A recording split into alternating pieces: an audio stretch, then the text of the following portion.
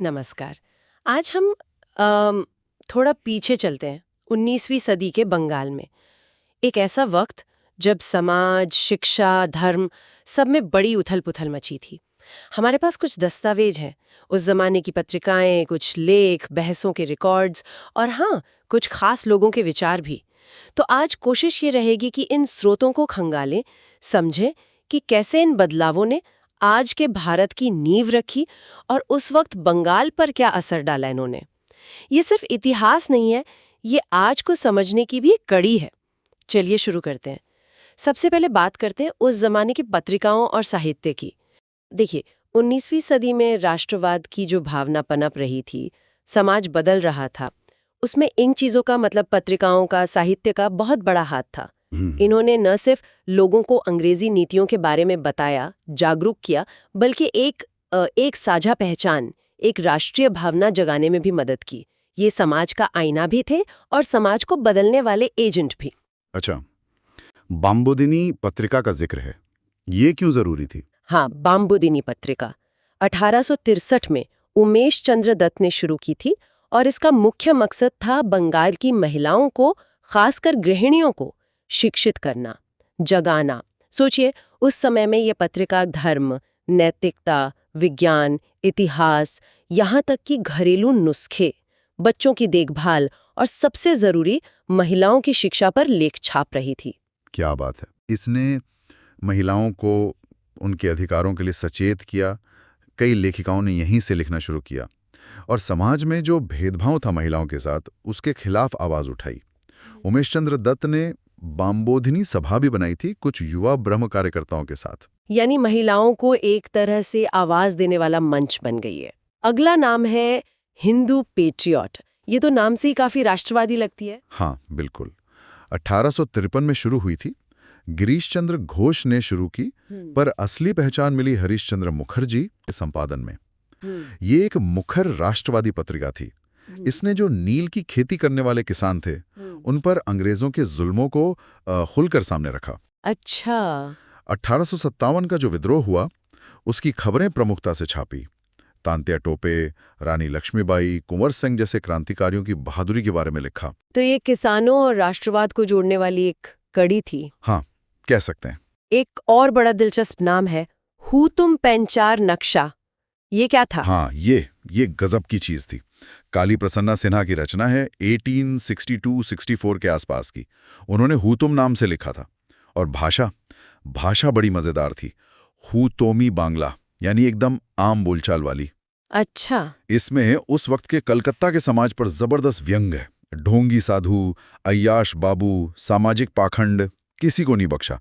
और ये उस दौर के बदलावों को भी दिखाता है, जैसे विधवा विवाह पर बातें शुरू हो रही थीं, परिवारों में झगड़े। उस जमाने के बंगाली समाज का एकदम सजीव चित्र कह सकते हैं। ऐतिहासिक रूप से बहुत महत्वपूर्ण है। व्यंग्य के जरिए सच्चाई। और नील दर्पण, ये नाम तो बहुत सुना है, शायद इसके असर की वजह से। बिल्कुल, दीनबंधु मित्र का नाटक है ये। 1858-59 में लिखा गया। ये सिर्फ नाटक नहीं था, ये तो एक तरह का आंदोलन बन गया। बंगाल के जो नील बागान मालिक थे, वो भारतीय किसानों पर जो भयानक अत्याचार करते थे, उसको उसने इतने प्रभावी ढंग से दिखाया कि 1859-60 का जो नील विद्रोह हुआ, उसे इससे सीधी हवा मिली। और इसका असर देखिए, एक पादरी थे, रेवरेंड जेम्स लॉन्ग, उन्होंने इसका अंग्रेजी अनुवाद छपवाया। तो अंग्रेजों ने उन्हें 1 महीने की जेल की सजा दे दी। अरे हाँ, और ये नाटक बाद में 1872 में कलकत्ता के नेशनल थिएटर में खेला गया पहला व्यावसायिक नाटक भी बना। बंगाली थिएटर के विकास में भी इसका बड़ा रोल है। वाकई, शब्दों में और नाटक में कितनी ताकत हो सकती है। आखिर में ग्राम वार्ता प्रकाशिका का भी जिक्र है। हाँ, इसे हरिनाथ मजूमदार, जिन्हें कंगाल हरिनाथ भी कहते थे, उन्होंने कुष्टिया जिले के कुमारखली गांव से निकाला था। ये पत्रिका गरीबों, किसानों, पिछड़े तबकों की बात करती थी, उनकी समस्याओं को उठाती थी। नील बागान मालिकों, जमींदारों के शोषण का विरोध किया, सबके लिए शिक्षा की बात की। मतलब ग्रामीण बंगाल की आवाज थी है। और उस वक्त के समाज की कुरीतियों, धार्मिक आडंबरों के खिलाफ भी लिखती थी। तो कुल मिलाकर देखें तो ये पत्रिकाएं और नाटक सिर्फ खबरें नहीं दे रहे थे। नहीं, बिल्कुल नहीं। ये समाज को झकझोर रहे थे, बहसें छेड़ रहे थे, बदलाव की जमीन तैयार कर रहे थे। एकदम सही कहा। संवाद कौमुदी को देखिए, राजा राम मोहन राय ने सती प्रथा पर बहस छिड़ी।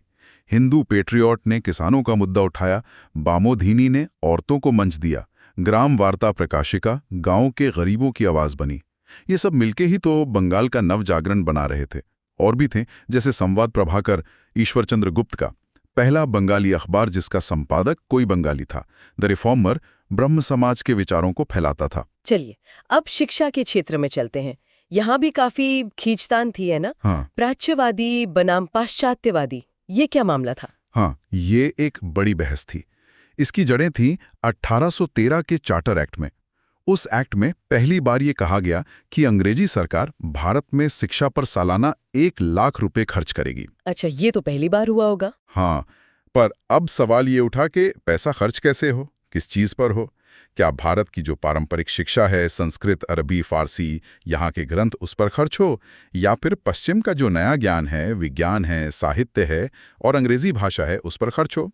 इसी बात को लेकर अंग्रेज अधिकारियों और विद्वानों में लगभग 20 साल तक जबरदस्त बहस चली। तो मतलब दो खेमे बन गए थे। कौन थे ये लोग और क्या चाहते थे? बिल्कुल, एक खेमा था प्राच्यवादियों का, ओरिएंटलिस्ट्स का। इसमें H. Wilson, H. प्रिंसिप जैसे लोग थे। इनका मानना था कि भारतीयों को उनकी अपनी भाषाओं, संस्कृत, अरबी, फारसी और उनके अपने ज्ञान जैसे धर्म ग्रंथ, साहित्य में ही पढ़ाना चाहिए। उनका तर्क था कि भाई यही सही है, भारतीय इसे आसानी से अपनाएंगे और अंग्रेजों को उनका सहयोग मिलेगा।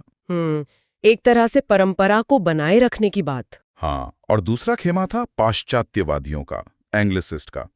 इनमें Lord Macaulay, Charles Trevelyan, Governor General Bentinck जैसे प्रभावशाली लोग थे। ये लोग पश्चिमी ज्ञान, विज्ञान, साहित्य के जबरदस्त हिमायती थे। वो चाहते थे कि शिक्षा का माध्यम अंग्रेजी हो और पश्चिमी साइंस, फिलॉसफी, लिटरेचर पढ़ाया जाए। मैकाले का तो मशहूर कोट है ही कि यूरोप के किसी अच्छे पुस्तकालय की एक अलमारी ही भारत और अरब के समूचे देशी साहित्य से ज्यादा कीमती है। बाप रे, काफी कठोर टिप्पणी थी ये तो। हाँ, उनका मकसद था एक ऐसा भारतीय वर्ग तैयार करना जो रंग और खून से तो भारतीय हो, पर सोच, विचार, बुद्धि से अंग्रेज हो, जो सरकार और आम जनता के बीच दुभाषिए का काम कर सके। तो जाहिर है सोच में जमीन आसमान का फर्क था। इस बहस का अंत कैसे हुआ फिर? अंत हुआ पाश्चात्यवादियों की जीत से। 1835 में Lord William Bentinck governor general थे। उस समय लॉर्ड मैकाले ने अपना प्रसिद्ध स्मरण पत्र या मिनट ऑन एजुकेशन पेश किया। उसमें उन्होंने बड़े जोरदार तरीके से पश्चिमी शिक्षा और अंग्रेजी माध्यम की वकालत की। अच्छा। बेंटिंग इससे बहुत प्रभावित हुए और 1835 का अंग्रेजी शिक्षा अधिनियम यानी इंग्लिश एजुकेशन एक्ट पास कर दिया गया। बस यहीं से भारत में अंग्रेजी शिक्षा का रास्ता आधिकारिक तौर पर खुल गया।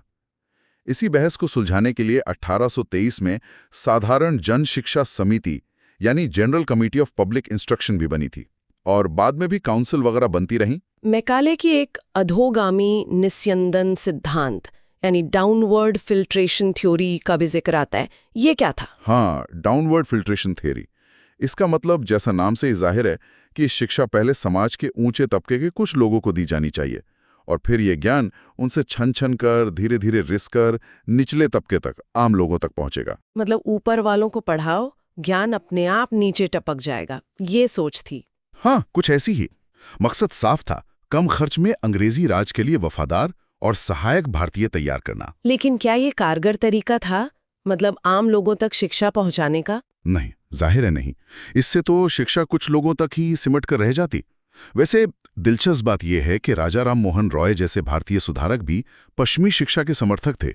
उन्हें लगता था कि आधुनिक ज्ञान के बिना भारत तरक्की नहीं कर सकता। अच्छा, वो भी? हाँ, उन्होंने डेविड हेयर के साथ मिलकर कलकत्ता में हिंदू कॉलेज, जो बाद में प्रेसिडेंसी कॉलेज बना, की स्थापना में मदद की 1817 में।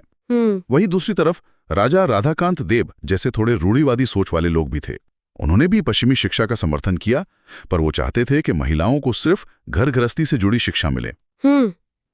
और ईसाई मिशनरियों का क्या रोल था? उन्होंने भी स्कूल खोले। उनका एक मकसद तो शिक्षा देना था, पर साथ ही ईसाई धर्म का प्रसार करना और सामाजिक कुरीतियां दूर करना भी था। तो ये बहस काफी उलझी हुई थी। शिक्षा नीतियों के विकास में अगला बड़ा कदम क्या था? वुड्स डिस्पैच का जिक्र आता है। हाँ, वुड्स डिस्पैच 1854 में आया, लॉर्ड डलहौजी के समय। सर चार्ल्स वुड उस समय बोर्ड ऑफ कंट्रोल के अध्यक्ष थे। इसे भारतीय शिक्षा का मैग्ना कार्टा कहा जाता है। और सही भी है, क्योंकि ये भारत में शिक्षा के लिए पहला एक ना व्यापक और व्यवस्थित प्लान था। इसने प्राथमिक से लेके विश्वविद्यालय तक की शिक्षा के लिए पूरी रूपरेखा तैयार की। और सबसे बड़ी बात, इसने मैकाले की वो फिल्ट्रेशन थ्योरी को खारिज कर दिया और जन शिक्षा पर, मतलब आम लोगों तक शिक्षा पहुंचाने पर जोर दिया। ये तो बहुत बड़ा बदलाव था सोच में। इसकी मुख्य सिफारिशें क्या थी? मुख्य बातें थीं: 1. पश्चिमी शिक्षा को बढ़ावा देना। 2. प्राथमिक शिक्षा मातृभाषा में हो, लेकिन उच्च शिक्षा अंग्रेजी में हो। 3. एक क्रमबद्ध शिक्षा प्रणाली बने, primary school, high school, college, university. 4. London university के मॉडल पर कलकत्ता, बंबई और मद्रास में विश्वविद्यालय खोले जाएं, जो फिर 1857 में खुले भी। हाँ, 1857 में। 5. हर प्रांत में एक लोक शिक्षा विभाग, डिपार्टमेंट ऑफ पब्लिक इंस्ट्रक्शन बनाया जाए। और 6. महिला शिक्षा और व्यावसायिक शिक्षा, वोकेशनल एजुकेशन को प्रोत्साहन दिया जाए। तो एक पूरा खाका तैयार हो गया। इसके बाद हंटर कमीशन आया 1882 में। हाँ, 1882 में लॉर्ड रिपन के समय सर विलियम हंटर इसके अध्यक्ष थे। इसका मुख्य काम था वुड्स डिस्पैच 1854 के बाद शिक्षा के क्षेत्र में क्या प्रगति हुई है उसका मूल्यांकन करना। इसने खास तौर पर प्राथमिक शिक्षा पर बहुत जोर दिया। कहा कि ये स्थानीय भाषाओं में होनी चाहिए और इसकी जिम्मेदारी स्थानीय निकायों जैसे नगरपालिकाओं वगैरह को दी जानी चाहिए और प्राइवेट कोशिशों को बढ़ावा देना चाहिए। एक और जरूरी सुझाव था कि माध्यमिक शिक्षा को 2 हिस्सों में बांटा जाए, एक साहित्यिक जो यूनिवर्सिटी जाना चाहते हैं उनके लिए, और दूसरी व्यावहारिक या व्यावसायिक जो रोजगार करना चाहते हैं उनके लिए। कलकत्ता विश्वविद्यालय के बारे में भी कुछ दिलचस्प बातें हैं। हाँ बिल्कुल, 1857 में स्थापना हुई। पहली बीए की परीक्षा 1858 में हुई और बंकिम चंद्र चट्टोपाध्याय इसके पहले भारतीय ग्रेजुएट थे। अच्छा, बंकिम चंद्र। हाँ, और पहले मुस्लिम स्नातक थे दिलवर हुसैन अहमद 1876 में। पहले वाइस चांसलर थे सर जेम्स विलियम कोलविल और पहले भारतीय वाइस चांसलर बने सर गुरुदास बंदोपाध्याय 1890 में। चलिए, अब जरा महिलाओं की शिक्षा और चिकित्सा विज्ञान की तरफ देखते हैं। ईश्वर चंद्र विद्यासागर का नाम यहाँ बहुत अहम लगता है। निश्चित रूप से। ईश्वर चंद्र विद्यासागर 1820 से 1891 बंगाल पुनर्जागरण के एक कह सकते हैं सबसे बड़े स्तंभों में से एक थे और स्त्री शिक्षा के लिए उनका जो जज्बा था वो कमाल का था। वो मानते थे कि भाई समाज की तरक्की के लिए महिलाओं का पढ़ना लिखना बहुत जरूरी है और उन्होंने सिर्फ कहा नहीं, करके दिखाया। 35 से ज्यादा लड़कियों के स्कूल खुलवाए उन्होंने, सिर्फ शहरों में नहीं, गांव में भी। 35 से ज्यादा उस जमाने में? हाँ, ये एक क्रांतिकारी कदम था।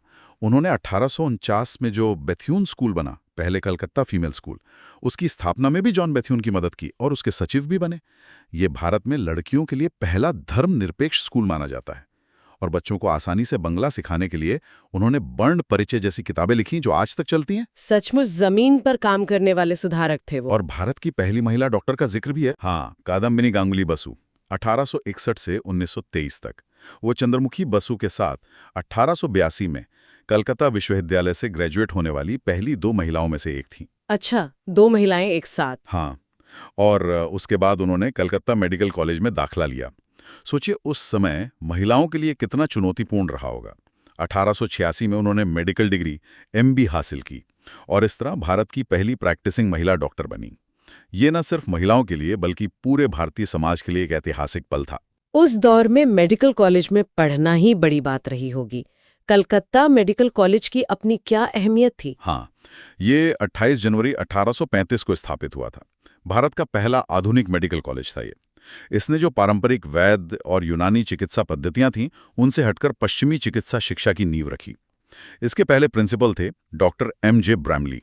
लेकिन एक बहुत ही महत्वपूर्ण और साहसिक घटना हुई 1836 में, जब मधुसूदन गुप्ता ने पहली बार सार्वजनिक रूप से मानव शव का विच्छेदन किया। ओहो, ये तो उस समय बहुत बड़ी बात रही होगी। हाँ, क्योंकि उस समय धार्मिक और सामाजिक मान्यताओं के कारण शव विच्छेदन को बहुत गलत, वर्जित माना जाता था। इसलिए आधुनिक चिकित्सा विज्ञान और शरीर रचना विज्ञान एनाटॉमी के अध्ययन के लिए ये एक अत्यंत साहसिक और क्रांतिकारी कदम था। वाकई, ज्ञान के लिए पुरानी मान्यताओं को तोड़ना। अब सामाजिक सुधारों की तरफ मुड़ते हैं। ब्रह्म समाज का नाम सबसे पहले आता है। इसकी स्थापना और उद्देश्य क्या थे? ब्रह्म समाज की स्थापना राजा राम मोहन राय ने 1828 में की थी। इसका मुख्य उद्देश्य था हिंदू धर्म में जो कुरीतियां आ गई थीं, जैसे मूर्ति पूजा, बहुत ज्यादा कर्मकांड, बलि प्रथा, जातिवाद, अंधविश्वास, उनको दूर करना और एकेश्वरवाद यानी एक ही ईश्वर में विश्वास, उसको बढ़ावा देना। उनका सबसे बड़ा और ऐतिहासिक योगदान माना जाता है सती प्रथा का उन्मूलन। हाँ, सती प्रथा। उन्होंने इसके खिलाफ जबरदस्त अभियान चलाया, संवाद कौमुदी जैसी पत्रिकाओं में लिखा, शास्त्रों का हवाला दिया कि ये गलत है। और उनके लगातार प्रयासों का ही नतीजा था कि तत्कालीन governor general Lord William Bentinck ने 1829 में कानून रेगुलेशन 17 बनाकर सती प्रथा को अवैध घोषित कर दिया। ये तो सच में बहुत बड़ा काम था। हाँ, इसके अलावा उन्होंने महिलाओं के अधिकारों, विधवा विवाह और स्त्री शिक्षा का भी जोरदार समर्थन किया। राममोहन राय के बाद ब्रह्म समाज का नेतृत्व किसने किया? राममोहन राय की मृत्यु के बाद समाज थोड़ा कमजोर पड़ा था, लेकिन 1843 में देवेंद्रनाथ टैगोर, रविंद्रनाथ टैगोर के पिता, इससे जुड़े और इसमें नई जान आई। उन्होंने अपनी तत्वबोधिनी सभा का ब्रह्म समाज में विलय कर दिया। फिर 1857 में केशव चंद्र सेन समाज से जुड़े। वो बहुत प्रभावशाली वक्ता थे और उनके उदार विचारों से समाज का प्रभाव बंगाल के बाहर भी फैलने लगा। लेकिन फिर ब्रह्म समाज में विभाजन क्यों हो गया? सब ठीक तो चल रहा था। हाँ, लेकिन देखिए, विचारों में मतभेद आने लगे।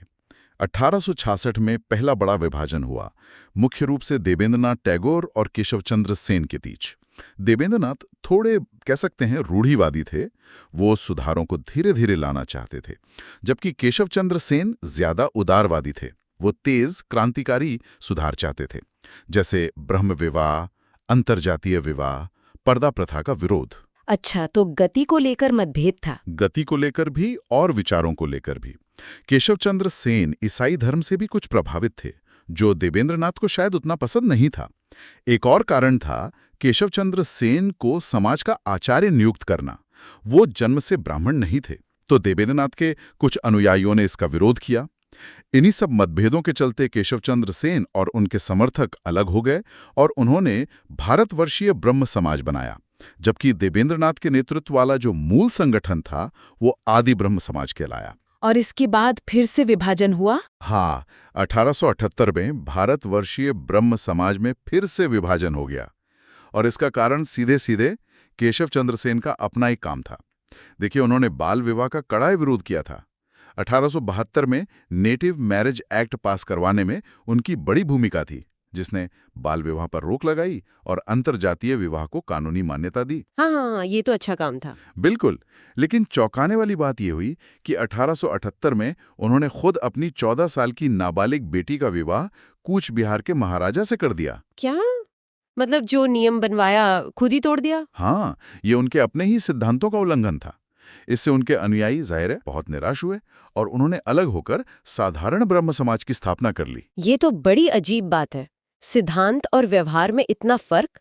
खैर, एक और आंदोलन का जिक्र है, यंग बंगाल आंदोलन। ये क्या था? हाँ, यंग बंगाल। इसके नेता थे हेनरी लुई विवियन डेरोजियो, एक युवा एंग्लो इंडियन शिक्षक और कवि थे। महज 17 साल की उम्र में वो कलकत्ता के हिंदू कॉलेज में पढ़ाने लगे थे। सिर्फ 17 साल में? हाँ, और वो अपने छात्रों को एकदम आज़ादी से सोचने, सवाल पूछने, अंधविश्वासों को नकारने और समाज की जो पुरानी दकियानूसी परंपराएं थीं, उन पर सवाल उठाने के लिए प्रेरित करते थे। वो फ्रांसीसी क्रांति के विचारों, स्वतंत्रता, समानता, बंधुत्व से बहुत प्रभावित थे। उनके विचारों से प्रभावित जो छात्रों का समूह था, वही यंग बंगाल कहलाया।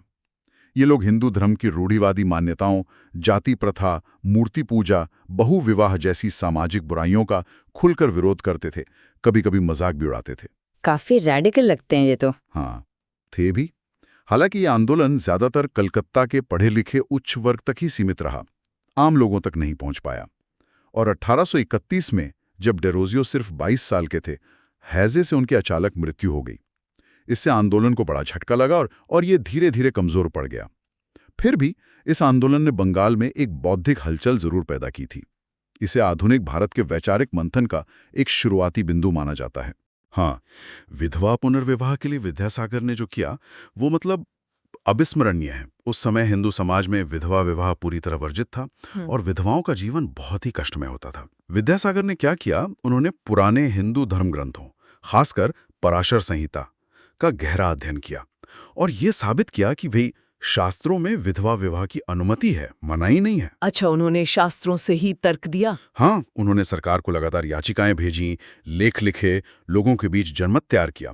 उनके अथक प्रयासों का ही नतीजा था हिंदू विधवा पुनर्विवाह अधिनियम 1856। ये कानून लॉर्ड डलहौजी के समय प्रस्तावित हुआ था और लॉर्ड कैनिंग के समय पारित हुआ। इसने न केवल विधवा पुनर्विवाह को कानूनी मान्यता दी, बल्कि ऐसी विधवाओं को अपने दिवंगत पति की संपत्ति पर कानूनी अधिकार भी दिए। ये भी बहुत जरूरी था। हाँ, और विद्यासागर यही नहीं रुके।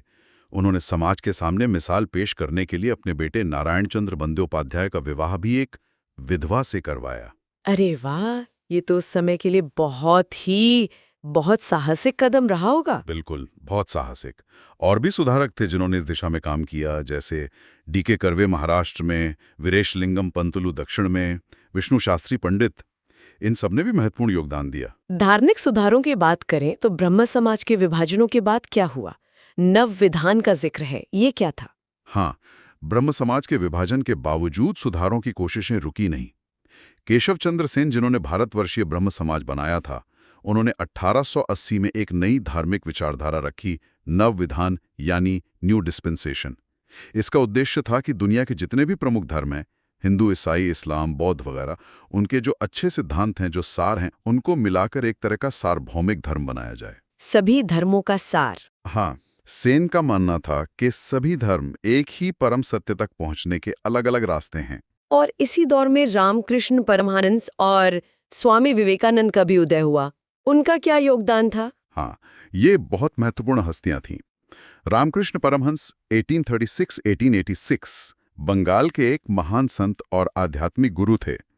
उनका मूल मंत्र था यतोमत ततोपथ, यानी जितनी राय उतनी राह, सर्वधर्म संभाव। उनका मानना था कि ईश्वर एक है, बस नाम अलग अलग हैं। राम, कृष्ण, हरि, ईसा, अल्लाह सब एक हैं और सभी धर्म उसी एक ईश्वर तक पहुंचने के अलग अलग रास्ते हैं।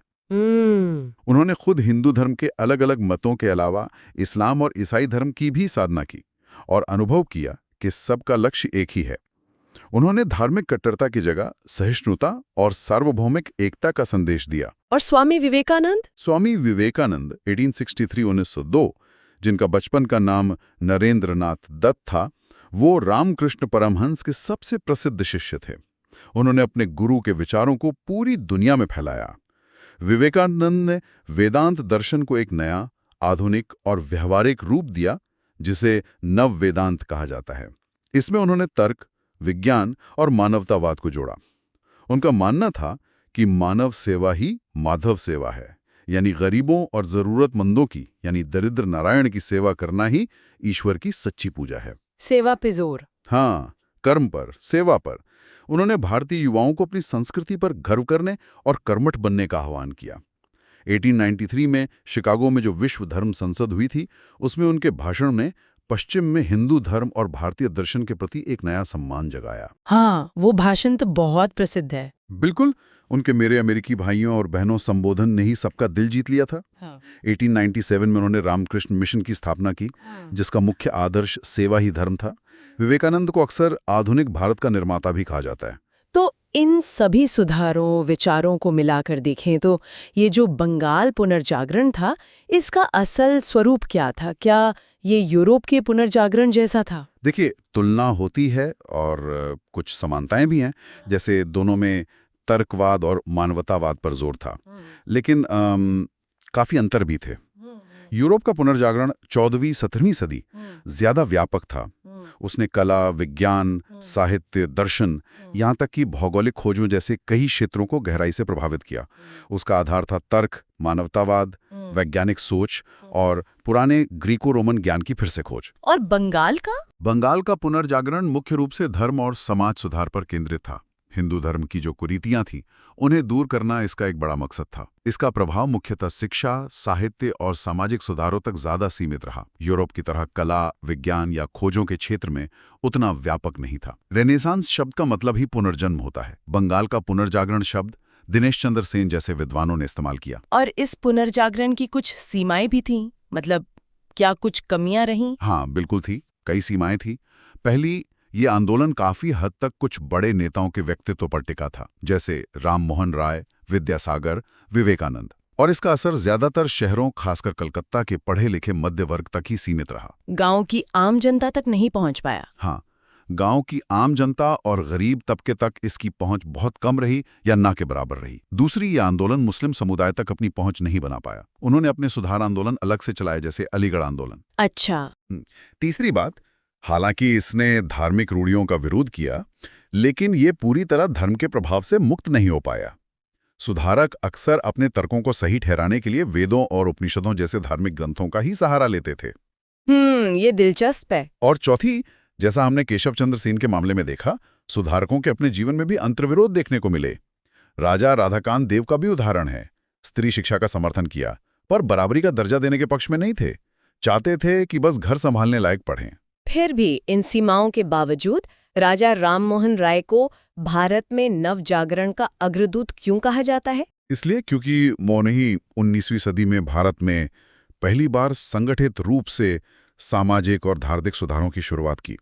उन्होंने तर्कवाद, मानवतावाद और आधुनिक विचारों की वकालत की।